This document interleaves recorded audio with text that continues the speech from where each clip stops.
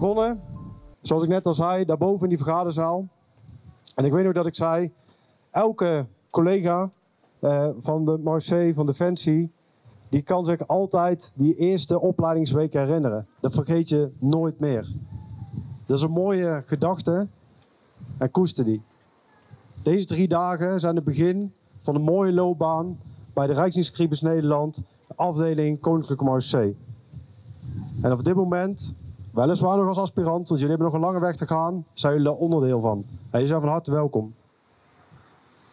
Dames en heren, als u goed gelezen heeft, afgelopen weken in de media, verschillende berichten ook geweest, dat wij onderbezet zijn en dat wij operationele capaciteit op alle 3 de eilanden hartstikke hard nodig hebben. En hier staan jullie. En jullie zijn hartstikke hard nodig. En over ongeveer 9 maanden, januari 25, dan hopen we dat we met deze club weer hier staan. Op nog een feestelijk moment om jullie diploma's in ontvangst te geven. Let op, het zijn slechts de eerste 3 dagen. Er gaat nog veel van jullie gevraagd worden.